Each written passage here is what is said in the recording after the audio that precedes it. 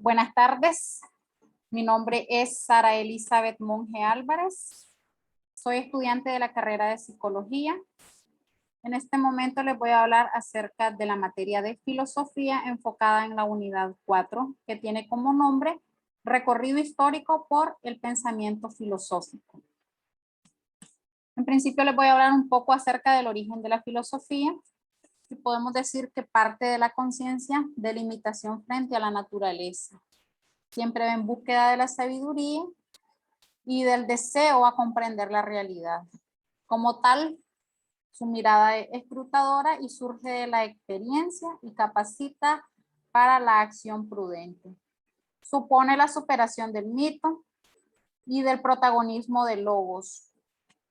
Esta tiene su origen en el siglo VI a.C. en Grecia, y el único propósito de ella es sustituir las explicaciones míticas de los fenómenos naturales por explicaciones racionales. Por este motivo, el origen de la filosofía se le conoce como el paso del mito a logos, ya que el pensamiento mítico comenzó a ser sustituido por un pensamiento racional. En cuanto a lo que es el conocimiento filosófico, este es empleado por el ser humano para saber de sí mismo, del mundo que le rodea, el origen de la vida y más.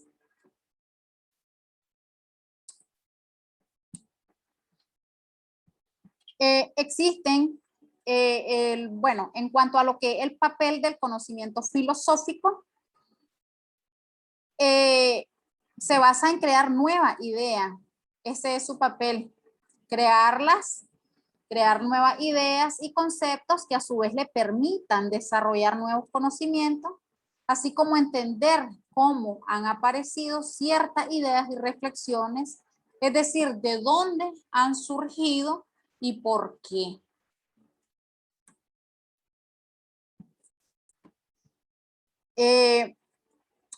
Aquí, en lo que es los niveles de conocimiento, existen tres que voy a mencionar, y es el conocimiento científico, el conocimiento vulgar o común y el conocimiento filosófico.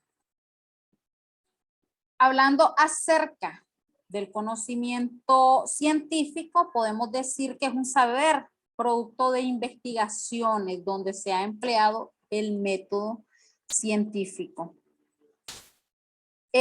Ha sido un conocimiento verificable, objetivo, metódico, sistemático y predictivo. Es un saber provisional, pues es sujeto de falibilidad, errores o equivocaciones. En cuanto a lo que es el conocimiento vulgar o común, es un saber cotidiano que surge de la opinión o experiencia particular de cada uno de los individuos y adquirida de forma no intencional, sino más bien casual. No es verificado y se transmite en forma de falsa creencia. En cuanto al filosófico, este tipo de conocimiento consta de varias características, entre ellas que es un saber abierto. ¿Por qué decimos que es un saber abierto? Porque aunque bien sabemos que el objetivo de la filosofía es encontrar la verdad última de las cosas, este saber considera que muchas de sus propuestas son un proceso abierto y no definitivo a la verdad. Es un saber racional porque no usa respuestas adaptadas al entendimiento humano. Es práctico, ya que trata de orientar la acción humana a partir de una serie de principios. Es reflexivo, ya que se acerca a la realidad y a la verdad. Sistemático, porque trata de ordenar distintos ámbitos de la realidad y experiencia humana. Radical, porque trata de acercarse a cuestiones difíciles como el sentido de la experiencia humana y la libertad, el problema del bien, del mal, entre otros. Principalmente es crítico porque refleja y analiza la mentalidad de una época y muestra cierto rechazo a los dogmatismos, verdades y creencias impuestas por la sociedad. Y por último, es un saber global, integrador y unitario frente a la ciencia. Este hecho obedece a que como filosofía debe explicar la totalidad de todos los seres desde sus más profundos y fundamentales principios, mientras la ciencia busca los medios más adecuados para llegar a fines determinados. Ahora nos trasladamos a lo que es la filosofía de la Edad Antigua, como lo es Grecia, y este abarca 4 periodos. En el primero, que es el tiempo anterior a Sócrates, conocido como filosofía presocrática, desarrollada en las colonias griegas, la Jonia, el sur de Italia y Sicilia. Su principal interés giraba en torno a la filosofía de la naturaleza, y solo al final de la fase sofista se convierte en problema el mismo hombre y el lenguaje como tal. Ya en el segundo periodo se le puede designar como filosofía ática y alcanza un desarrollo inusitado todos los problemas de la filosofía, como el espíritu, el estado, la belleza, el alma, la moralidad, la naturaleza, entre otros.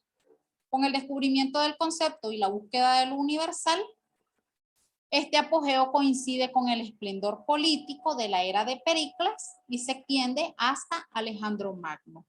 Ya en el tercer periodo, que se puede designar como filosofía helenística, abarca desde Alejandro Magno hasta la caída de sus sucesores. O sea, aproximadamente el tiempo que media entre el 300 y el 30 a.C. y en esta llenan el cuadro de la filosofía las grandes escuelas de filósofos. El cuarto periodo se designa como la filosofía del Imperio Romano y está comprendida desde la iniciación hasta los estudios filosóficos. Esta no es una época muy creativa que se diga, ya que aún el hecho excepcional del neoplatismo es una variación de temas anteriores.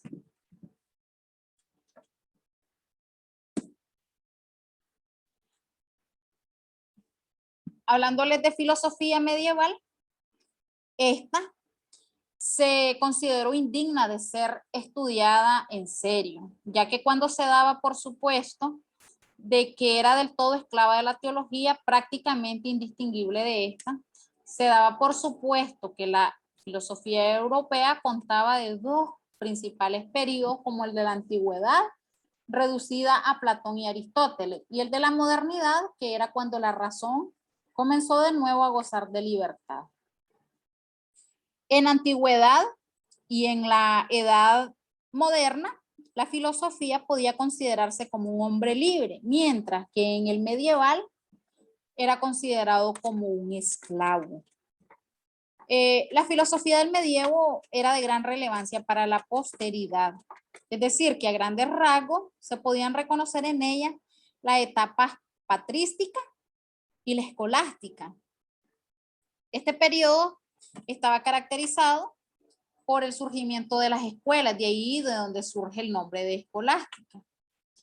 De ahí del surgimiento de las escuelas, aquí la filosofía y la teología tienen una fuerte sistematización. Todo esto producto de labor común que hay en ellas y el cuerpo unitario de doctrina que producían. Esta se dividía en 2 grandes corrientes, que era la patrística y la escolástica. La patrística representaba el conjunto de reflexiones de la era cristiana durante los primeros siglos, en donde los padres de la iglesia realizaban ante la necesidad de usar conceptos filosóficos griegos para comprender la verdad revelada y así de esta manera formular racionalmente sus dogmas y defender su doctrina. Ya en la escolástica se divide en 3 periodos. En esta se aplicaba a quienes se ejercitaban en la enseñanza de las escuelas monacales. El primer periodo era la primera escolástica, y se establecieron las bases y el acuerdo total entre fe y razón. En el segundo periodo se trató de la alta escolástica y en esta se elaboraban los grandes sistemas filosóficos teológicos con influencia aristotélica y eran considerados parciales el acuerdo entre la fe y la razón. Y el último periodo de la crisis escolástica, que en este se disuelve y se vislumbra una separación total entre lo que era la fe y la razón.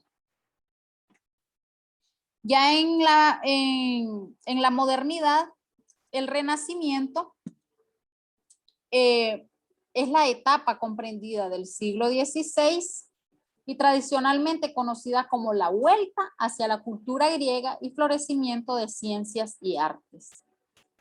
En este periodo hubo un fuerte desarrollo neoplatónico, pero no en menor medida del escepticismo. Ya los periodos siguientes fueron los más ricos para la historia de la filosofía.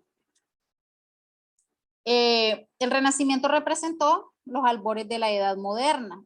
En este existieron 4 grandes sistemas como el racionalismo, el empirismo, el criticismo de Kant y el idealismo alemán.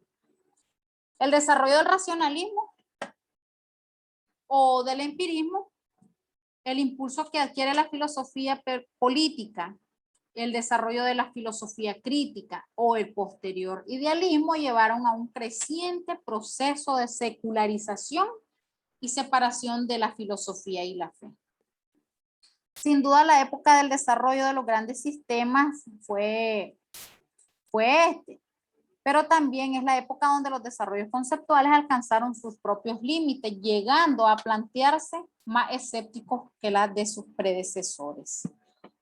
Ya en la filosofía contemporánea, esta comenzó como una fuerte crítica al racionalismo e idealismo. Las figuras del talante de Nietzsche llevaron adelante una fuerte crítica a la cultura europea y pusieron en crisis los cimientos filosóficos sobre la que ésta se asentaba. Podemos decir que es un periodo de desarrollo de nuevas propuestas filosóficas. Se asiste el desarrollo de las ciencias humanas como la sociología, la psicología psicoanalítica de Freud y la lingüística. La transformación de lo que es la lógica y el progreso científico impulsaron nuevas corrientes filosóficas. Al mismo tiempo, las luchas coloniales y postcoloniales, sobre todo las que se dieron por la independencia y emancipación de los países tercermundistas, estimularon una fuerte reflexión devenida en corrientes de pensamientos caracterizadas por el intento de llevar a cabo más adelante una reflexión filosófica arraigada en su medio. Durante esta etapa se dieron varias aportaciones, como el positivismo, el marxismo, el vitalismo, el existencialismo, la filosofía analítica, el neopositivismo y el postmodernismo, que además es un pensamiento que expande la filosofía hacia múltiples espacios culturales. Gracias por su atención. Es todo. Muchas gracias.